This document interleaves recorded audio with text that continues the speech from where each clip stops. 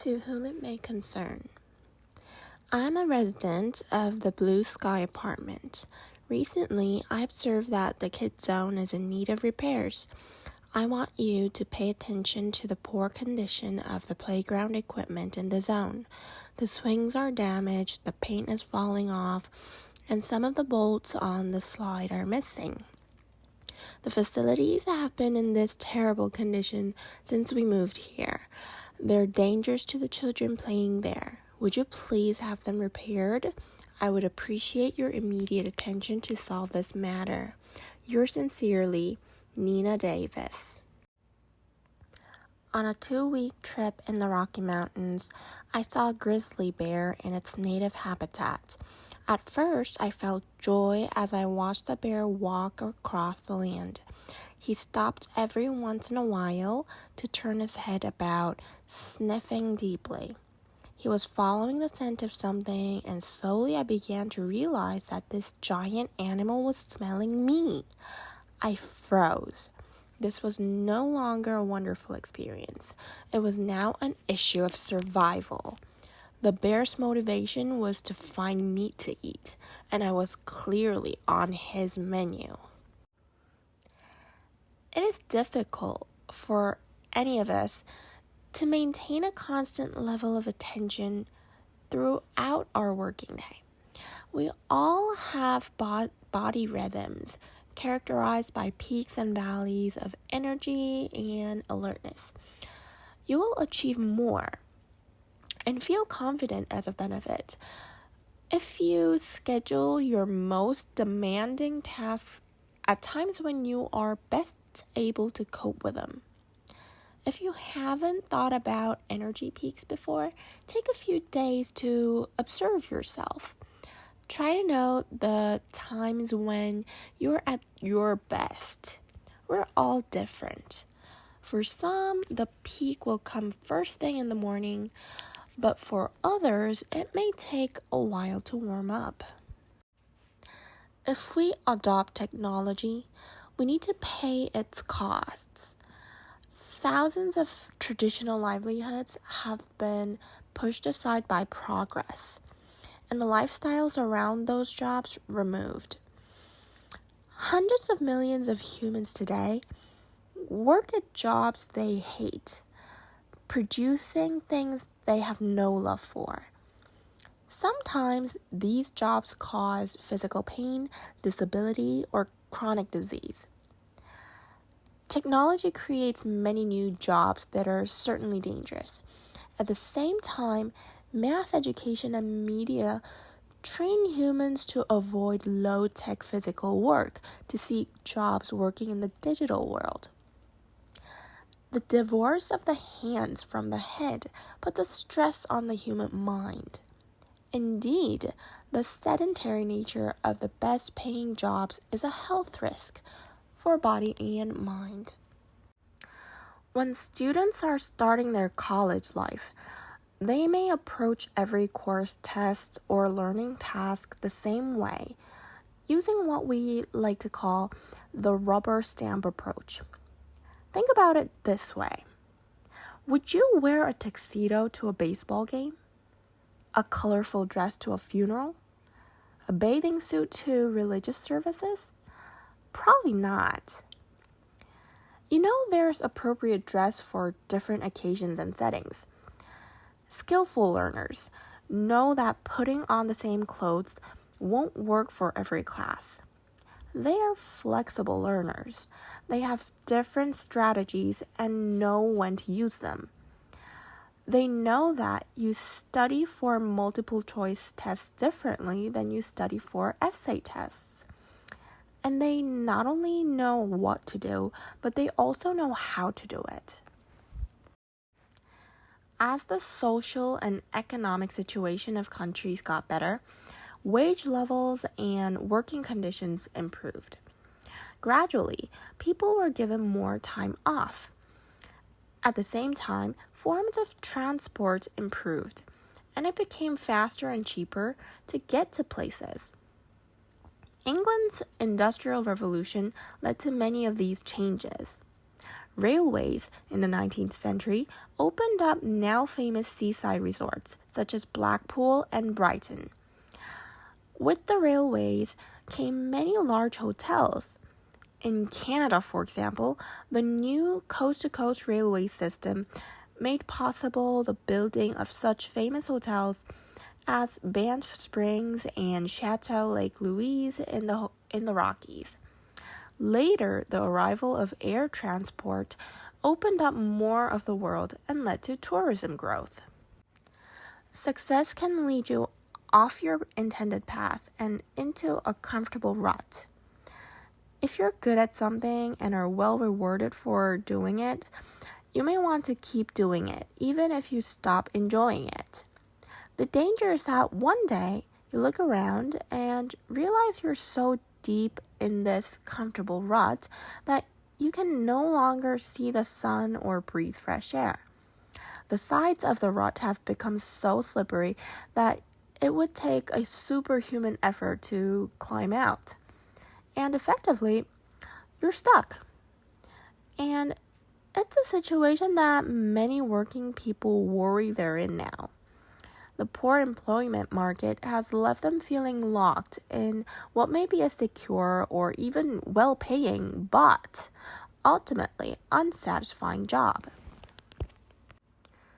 The above graph shows the number of births and deaths in Korea from 2016 to 2021.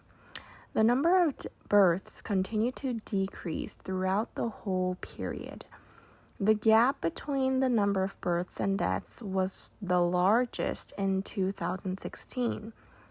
In 2019, the gap between the number of births and deaths was the smallest, with the number of births slightly larger than that of deaths. The number of deaths increased steadily during the whole period, except the period from 2018 to 2019. In 2021, the number of deaths was larger than that of births for the first time. Lillian Bland was born in Kent, England in 1878. Unlike most other girls at the time, she wore trousers and spent her time enjoying adventurous activities like horse riding and hunting. Lillian began her career as a sports and wildlife photographer for British newspapers. In 1910, she became the first woman to design, build, and fly her own airplane. In order to persuade her to try a slightly safer activity, Lillian's dad bought her a car. Soon, Lillian was a master driver and ended up working as a car dealer. She never went back to flying, but lived a long and exciting life nonetheless. She married, moved to Canada, and had a kid. Eventually, she moved back to England and lived there for the rest of her life. Call for articles. Do you want to get your stories published? New Dream Magazine is looking for future writers. This event is open to anyone aged 13 to 18. Articles. Length of writing, 300 to 325 words. Articles should also include high-quality color photos. Rewards, 5 cents per word, $5 per photo. Notes, you should send us your phone number together with your writing. Please email your writing to us at article@ndmag.com. Green Hill Roller Skating. Join us for your chance to enjoy roller skating. Place, Green Hill Park, 351 Cypress Avenue. Date, from Friday, April 7th to Sunday, April 9th. Time, from 9 a.m. to 6 p.m.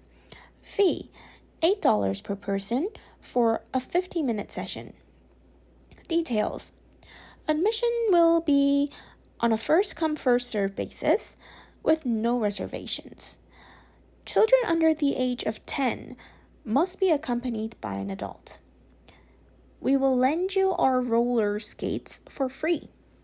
contact the community center for more information at 013-234-6114. The most noticeable human characteristic projected onto animals is that they can talk in human language. Physically, animal cartoon characters and toys made after animals are also most often deformed in such a way as to resemble humans.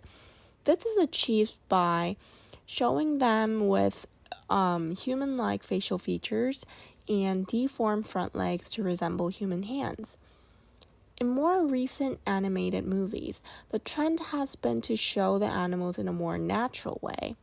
However, they still use their front legs like human hands. For example, lions can pick up and lift small objects with one paw, and they still talk with an appropriate facial expression. A general strategy that is used to make the animal characters more emotionally appealing, both to children and adults, is to give them enlarged and deformed childlike features. The major philosophical shift in the idea of selling came when industrial societies became more affluent, more competitive, and more geographically spread out during the 1940s and 1950s.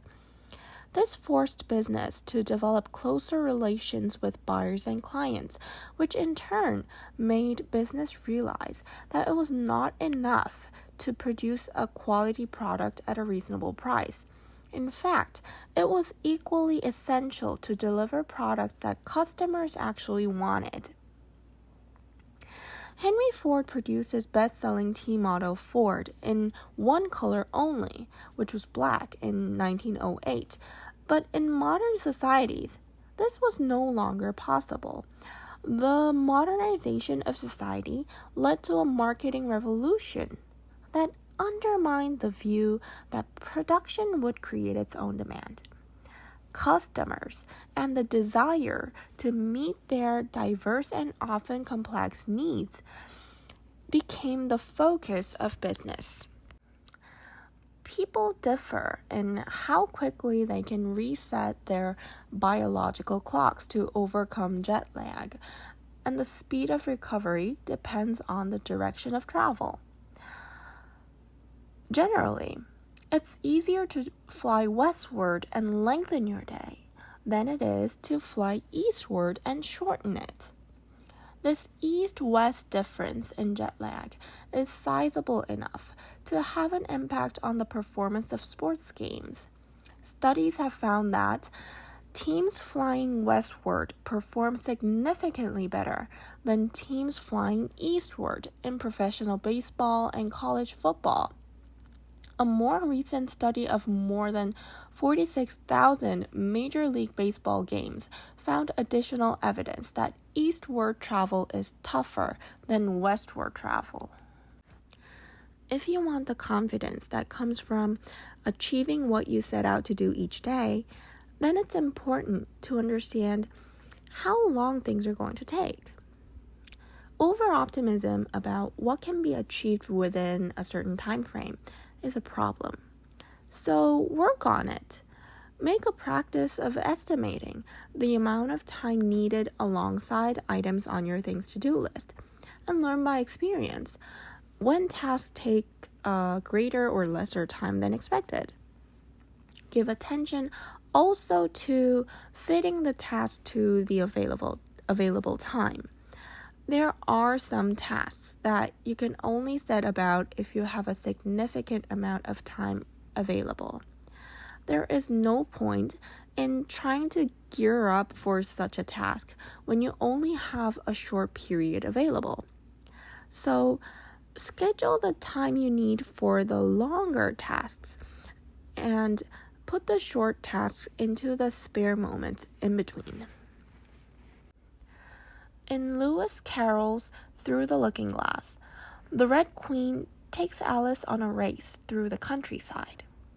They run and they run, but then Alice discovers that they're still under the same tree that they started from.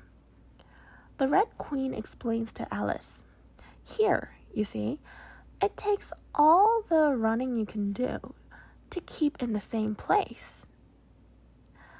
Biologists sometimes use this Red Queen effect to explain an evolutionary principle. If foxes evolve to run faster so they can catch more rabbits, then only the fastest rabbits will live long enough to make a new generation of bunnies that run even faster. In which case, of course, only the fastest foxes will catch enough rabbits to thrive and pass on their genes. Even though they might run, the two species just stay in place.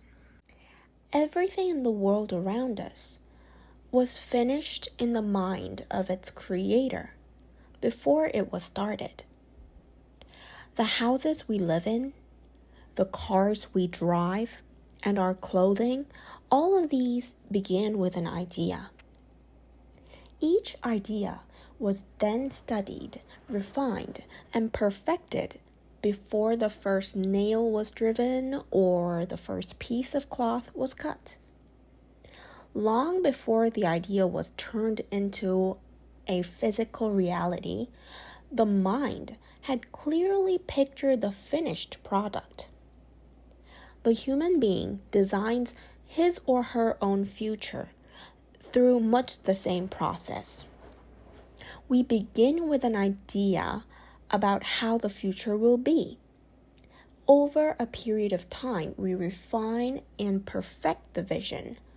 Before long, our every thought, decision, and activity are all working in harmony to bring into existence what we have mentally concluded about the future. Whose story it is affects what the story is. Change the main character, and the focus of the story must also change. If we look at the events through another character's eyes, we will interpret them differently. We'll place our sympathies with someone new. When the conflict arises that is the heart of the story, we will be praying for a different outcome. Consider, for example, how the tale of Cinderella would shift if told from the viewpoint of an evil stepsister.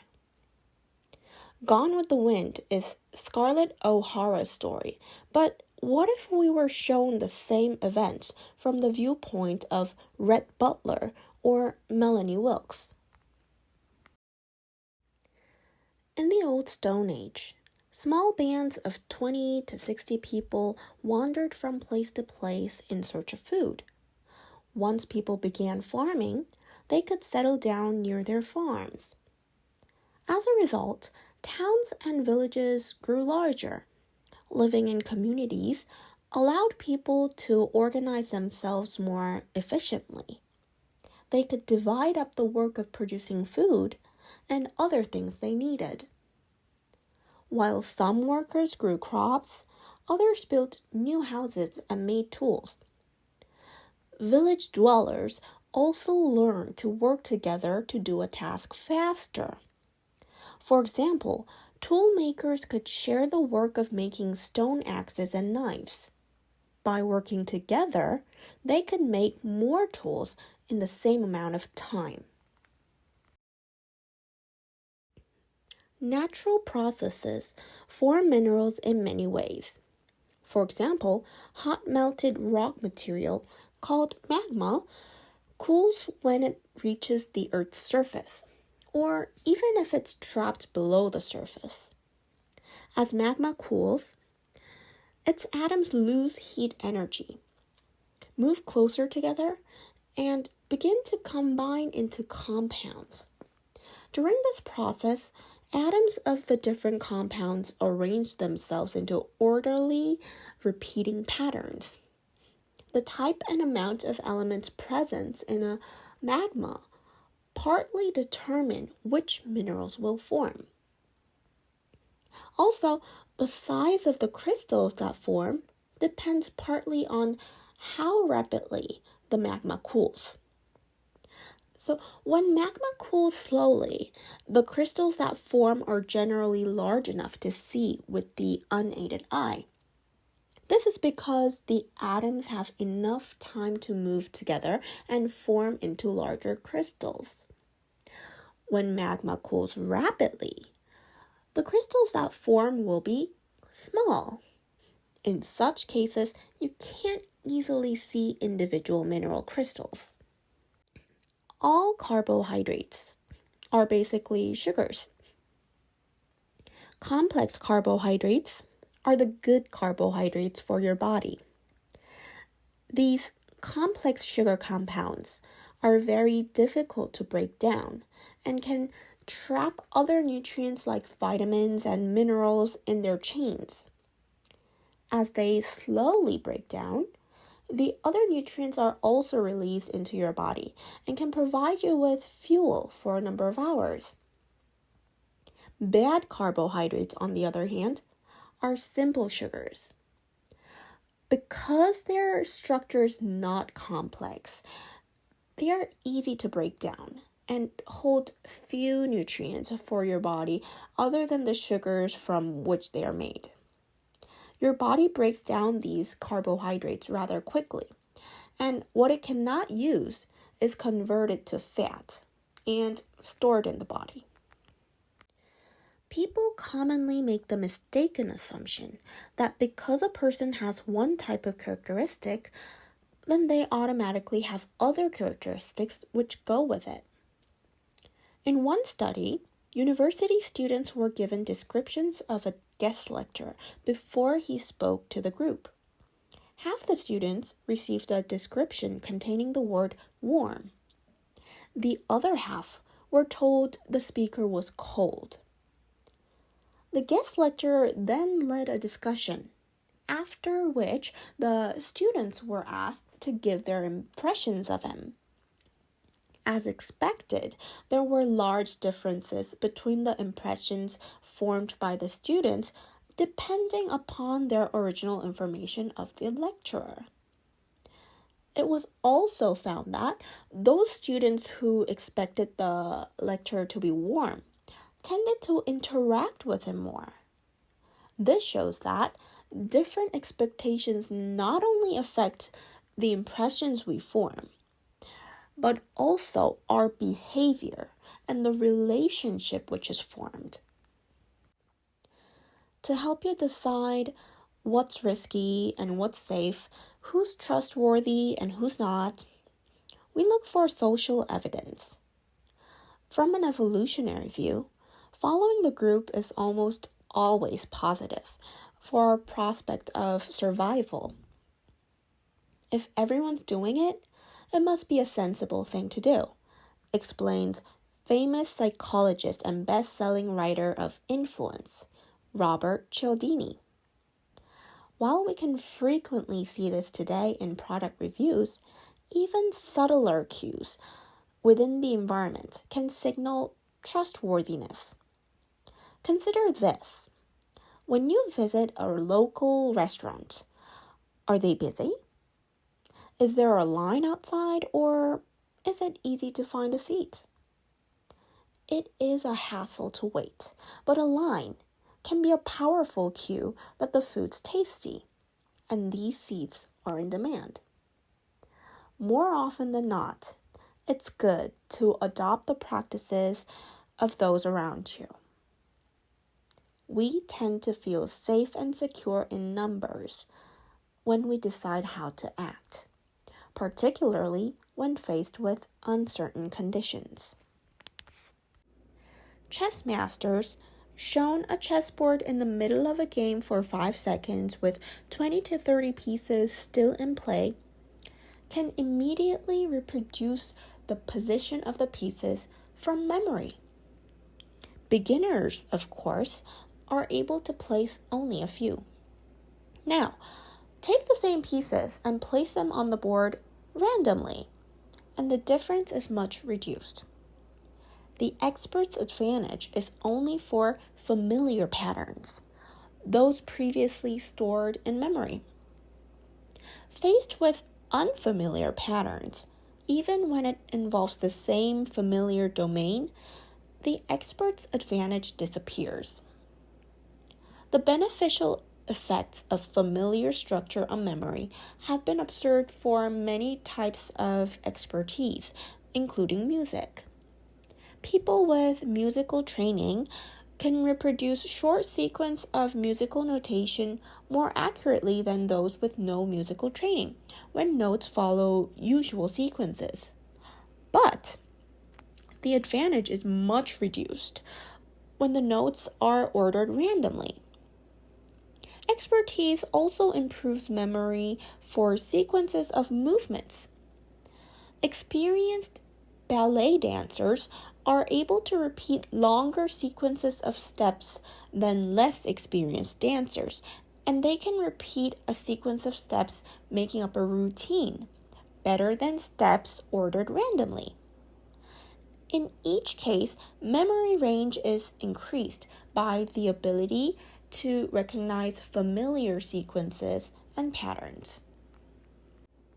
Once upon a time, there was a king who lived in a beautiful palace. While the king was away, a monster approached the gates of the palace. The monster was so ugly and smelly that the guards froze in shock. He passed the guards and sat on the king's throne. The guards soon came to their senses, went in, and shouted at the monster, demanding that he get off the throne. With each bad word the guards used, the monster grew more ugly and smelly. The guards got even angrier. They began to brandish their swords to scare the monster away from the palace. But he just grew bigger and bigger, eventually taking up the whole room. He grew more ugly and smelly than ever. Eventually the king returned. He was wise and kind and saw what was happening. He knew what to do.